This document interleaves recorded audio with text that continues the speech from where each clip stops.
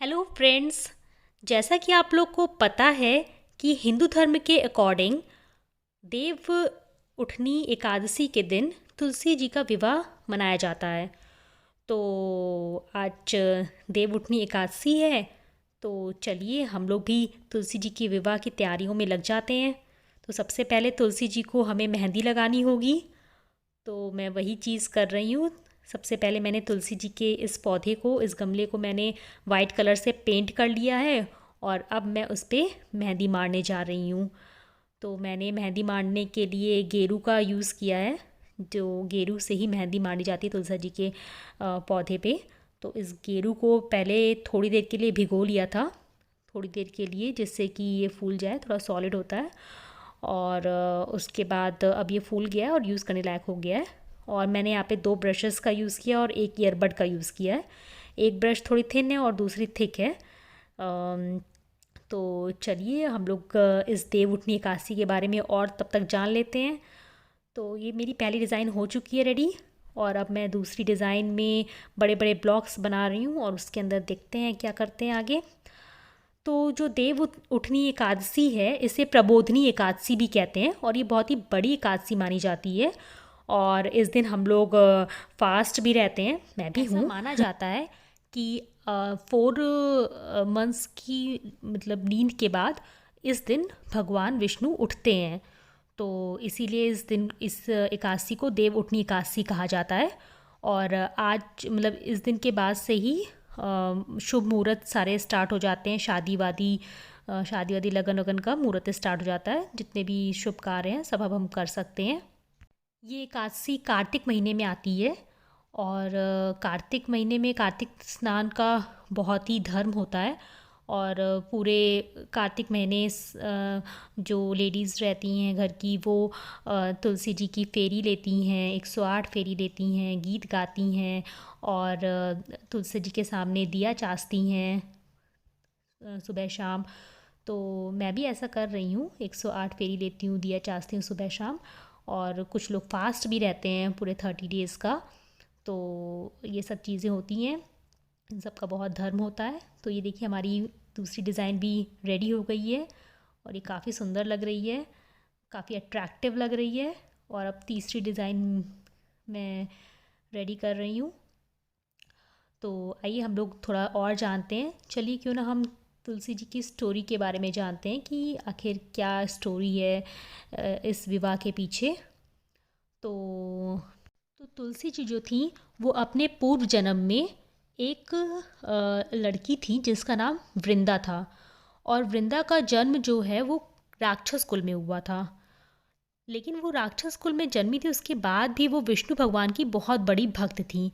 वो विष्णु भगवान की पूजा करती थी, अर्चना करती थी बड़े प्रेम भाव से। और फिर जब वो बड़ी हुई तो उनकी शादी हुई, वो भी एक राक्षस कुल में हुई, राक्षस जलंधर से। लेकिन जो वृंदा थी वो बहुत बड़ी पतिव्रता स्त्री थी। तो वो अपने पति को बहुत मानती थी, बहुत सेवा करती थी उसकी। लेकिन एक बार क्या हुआ कि देवताओं और दानवों के बीच में युद्ध हुआ। तो जब राक्षस जलंधर जो था वो युद्ध में जा रहा था, तो वृंदा ने बोला कि स्वामी, जब तक आप युद्ध से वापस नहीं आ जाते तब तक मैं बैठ के यहाँ पर की जीत के लिए अनुष्ठान करूँगी, और जब तक आप वापस नहीं आ जाते तब तक मैं अपना संकल्प नहीं छोड़ूंगी। अब जलंधर तो युद्ध में चले गए और वृंदा अपना व्रत का संकल्प लेकर पूजा में बैठ गई।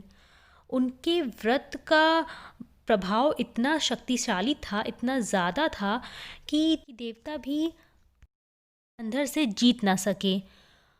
फिर क्या था, फिर सारे जो देवता थे वो परेशान हो गए कि अब क्या करें।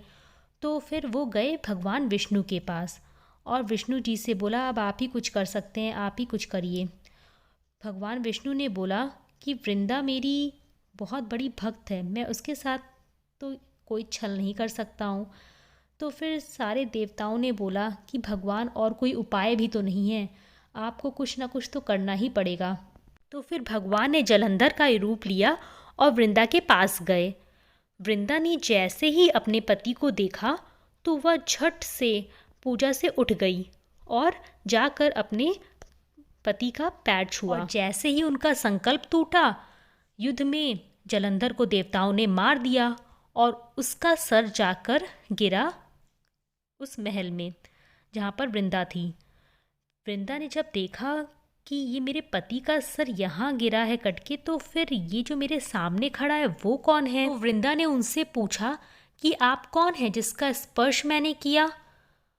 भगवान कुछ ना बोल सके। तो फिर वृंदा को सब समझ में आ गया। उसने तुरंत भगवान को श्राप दिया और बोला पत्थर के हो जाओ। भगवान तुरंत पत्थर के हो गए। फिर पूरे देवताओं में हाहाकार मच गया। लक्ष्मी जी रोने लगीं।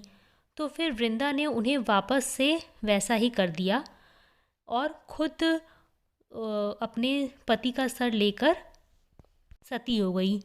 उनकी राख से एक पौधा निकला। तब भगवान विष्णु ने बोला कि इनका नाम तुलसी होगा और मेरा एक रूप इस पत्थर के रूप में शालिग्राम जी के नाम से जाना जाएगा, जिसकी पूजा तुलसी जी के साथ में ही की जाएगी और मैं बिना तुलसी के भोग भी नहीं स्वीकार करूँगा। तब से तुलसी जी की पूजा सभी करने लगे और तुलसी जी का विवाह शालिग्राम जी के साथ कार्तिक महीने में देव उठनी एकादशी के दिन मनाया जाने लगा। तो ये थी तुलसी जी की विवाह की कहानी और हमारा गमला भी रेडी हो चुका है। तुलसी जी को मेहंदी लग चुकी है, आप देख सकते हो। मैंने इस पे कलश भी बनाए हैं, दिए भी बनाए हैं, सब कुछ रेडी है। तो अब रेडी करना है तुलसी जी को, जो कि मैं नेक्स्ट वीडियो में आपको दिखाऊंगी। तब तक के लिए आप वेट करिए और आप भी अपनी तुलसी जी को रेडी कर लीजिए। ओके देन, मिलते हैं नेक्स्ट वीडियो में। Bye bye.